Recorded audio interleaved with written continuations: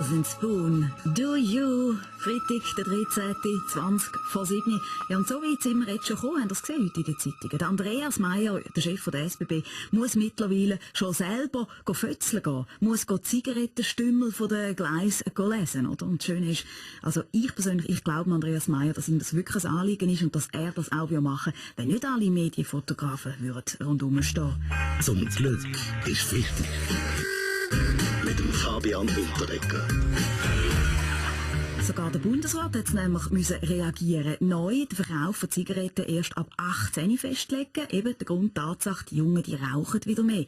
Nazi-Coach Wladimir Petkovic, Sie haben viele Junge in der Mannschaft. Ist das eine sinnvolle Maßnahme? No, mit dem Alter ist es schwierig. Wir aus Osten immer sagen, wenn Haarbrüste Haarbrust. Sie meinen Brusthaar? Genau. Wenn ein junger Mann hat Haarbrust, dann er kann auch rauchen, weil er ist genug alt. Bei mir so, ich habe mit 13 Jahren geraucht, aber dann gehört auf. Oh, beeindruckend. Also nicht zu rauchen, sondern Brusthaar mit 13? Ja, und mit 12 schon Schnauz.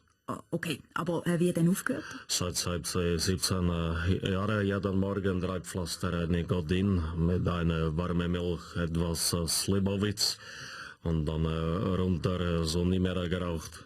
Andere Länder, andere Seiten scheint tatsächlich. In Russland hat man ja offenbar über Jahre in der Leichtathletik systematisch dopt. Weltwoche-Herausgeber und neuer Nationalrat Roger Köppel. Weiss man jetzt mehr über die Hintergründe? Nur mit Rivella musst du gar nicht erst an die WM gehen. Um was geht's? Die Weltwoche zeigt in der neuesten Ausgabe, dass in Russland schon in der Muttermilch mehr Anabolika drin sind, als alle Schweizer Apotheken zusammen im Keller lagern.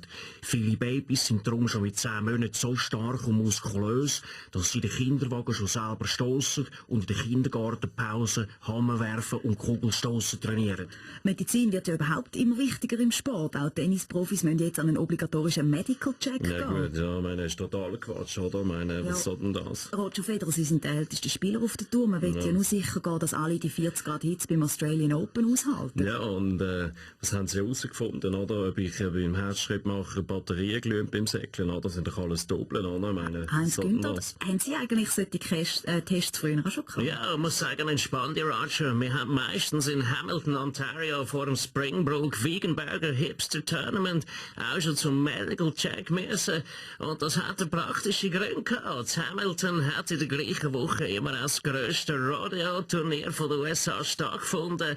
Die Ärzte haben so auch gerade noch bei uns Kontrolle gemacht und ich bin immer durchgekommen.